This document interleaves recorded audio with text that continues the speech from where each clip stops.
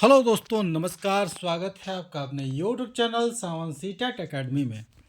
दोस्तों, हम देखिए आपको शिक्षक की तैयारी करवाते हैं, जिसमें हम जो है आपको एनसीईआरटी बुक का इतिहास भी पढ़ा रहे हैं, जो कि स्टेप बाय स्टेप आगे बढ़ता जा रहा है। हमने क्लास 6 का जो है पीछे सारे इतिहास के चैप्टर को पढ़ लिया है। अब हम क्लास 7 के चैप्टर को धीरे धीरे पढ़ना शुरू कर दिए हैं।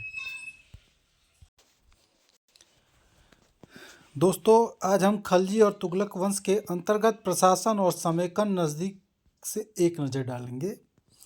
दिल्ली सल्तनत जैसे विशाल साम्राज्य के समेकन के लिए विश्वसनीय सूबेदारों और प्रशासकों की जरूरत थी। दिल्ली के आरंभिक सुल्तान, विशेषकर इल्तुतमिश, सामंतों और जमींदारों के स्थान पर अपने विशेष गुलामों को सूबेदार नियुक्त करना अधिक पसंद करते थे। इन गुलामों को फारसी में बंदगा कहा जाता है तथा इन्हें सैनिक सेवा के लिए खरीदा जाता था। उन्हें राज्य के कुछ बहुत ही महत्वपूर्ण राजनीतिक पदों पर काम करने के लिए बड़ी सावधानी से प्रशिक्षित किया जाता था। वे चूँकि पूरी तरह मालिक पर निर्भर होते थे, इसलिए सुल्तान भी विश्वास करके उन पर निर्भर हो सकते थे। चलिए, बेटों से बढ़कर गुलाम।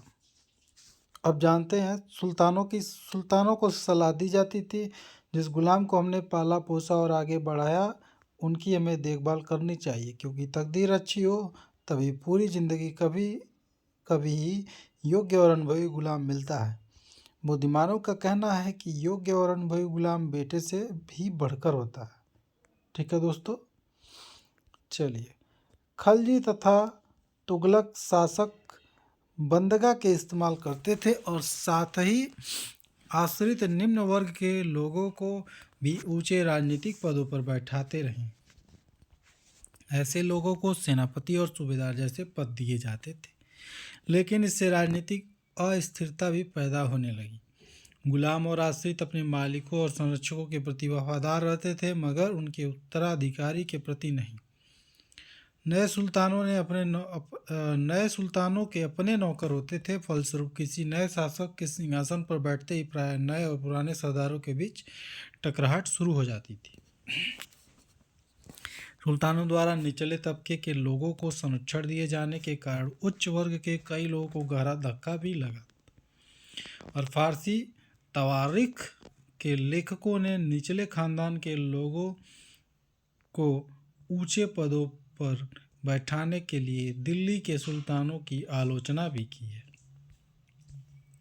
सुल्तान मोहम्मद तुगलक के अधिकारीजन, जो सुल्तान मोहम्मद तुगलक के अजीज खुमार नामक कलाल, शराब बनाने और बेचने वाला, फिरोज हज्जाम नामक नाई, मनका तब्बाक नामक बावर्ची और लट्ठा तथा पीरा नामक मालियों को ऊंचे प्रशासनिक पदों पर बैठाया था।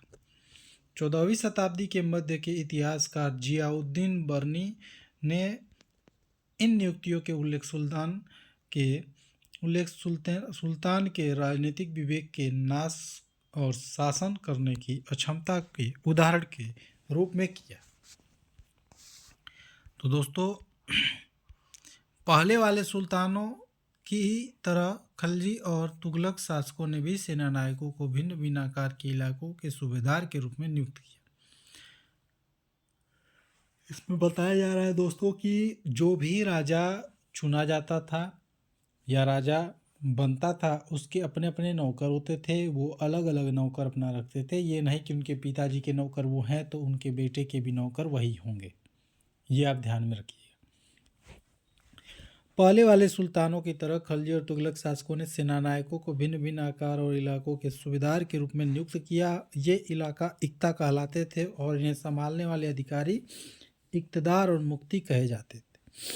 मुक्ति का फर्ज था सैनिक अभियानों का नेतृत्व करना और अपने इक्तों में कानून और व्यवस्था बनाए रखना। अपनी सैनिक सेवाओं के बदले वेतन के रूप में मुक्ति और इलाकों के राजस्व की वसूली किया करते थे। राजस्व ने अपने रूप में मिली रकम के से ही वे अपने सैनिकों को तनख्वाह देते थे। मुक्ति लोगों पर काबू रखने के लिए सबसे प्रभावी तरीका यह था कि उनका पद वंश परंपरा से न चलते उन्हें कोई भी इक्ता थोड़े थोड़े समय के लिए ही मिले, जिसके बाद उनका हस्तांतरण कर दिया जाए। सुल्तान अलाउद्दीन खिलजी और मोहम्मद तुगलक ने शासनकाल में नौकरी के इन कठोर नियमों का बड़ी सख्ती से पालन होता था। मुफ्ती लोगों द्वारा एकत्रित किए गए राजस्व की रकम का हिसाब लेने के लिए राज्य द्वारा लेखा अधिकारी नियुक्त किए जाते थे। इस बात का ध्यान रखा जाता था कि मुफ्ती द्वारा निर्धारित कर ही वसूले और तय संख्या के अनुसार सैनिक रखे। जब दिल्ली के सुल्तान शहरों से दूर आंतरिक इलाकों को भी अपने अधिकार में ले आए तो उन्हें भूमि के स्वामी, सामंतों और अमीर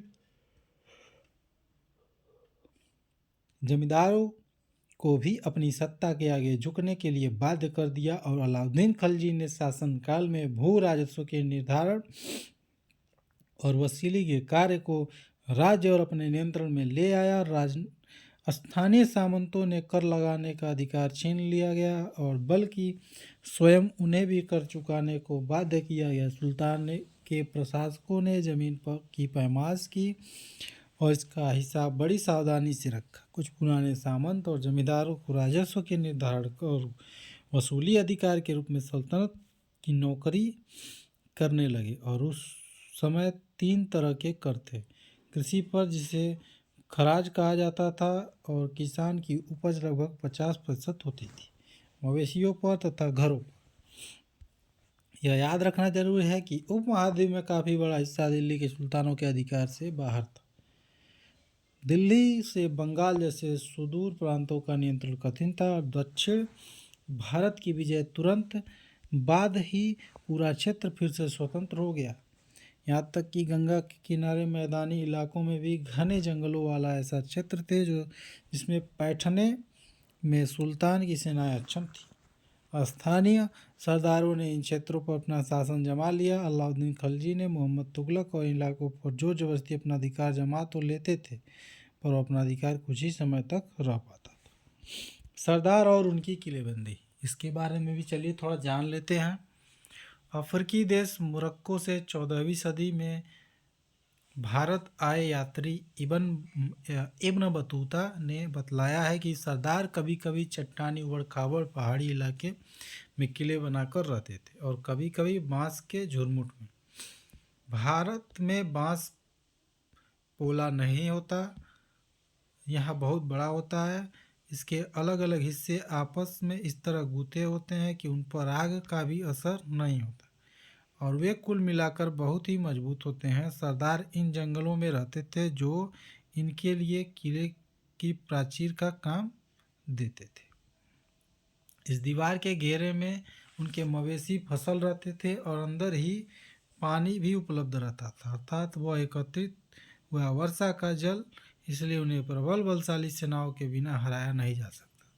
ये सेनाएं जंगल में घुसकर खास तौर से तैयार किए गए औजारों से बांसों को काट डालती। अब इसमें चंगेज़ खान का भी जो है आपको हम बताएंगे। चंगेज़ खान कौन था? चंगेज़ खान के नेतृत्व में मंगोलों ने 1219 में उत्तर पूर्वी ईरान में ट्रांस ऑक्सियान ना आधुनिक उज़्बेकिस्तान पर हमला किया और इसके शीघ्र बाद ही दिल्ली सल्तनत को उनका धावा झेलना पड़ा। अलाउद्दीन खिलजी ने मोहम्मद तुगलक के शासकों के आरंभ में दिल्ली पर मंगोलों के धावे बढ़ गए। इससे मजबूर होकर दोनों ही सुल्तानों में एक विशाल स्थानीय सेना खड़ी करनी पड़ी। इतनी विशाल सेना को संभालना प्रशासन के लिए भारी चुनौती था। आइए देखें कि दोनों सुल्तानों ने इस चुनौती को कैसे सामना किया। ठीक है दोस्तों, तो दोस्तों अगले पॉइंट पे हम बढ़ेंगे। इसमें अलाउद्दीन खिलजी और मोहम्मद तुगलक के बारे में आपको हम कुछ जानकारियाँ देंगे। तो दोस्तों अगर वीडियो पसंद आता है तो आप हमारे चैनल को सब्सक्राइब जरूर करिएगा, वीडियो को लाइक ज़रूर करिएगा। तो दोस्तों मिलते हैं अगले वीडियो में, तब तक के लिए जय हिंद दोस्तों।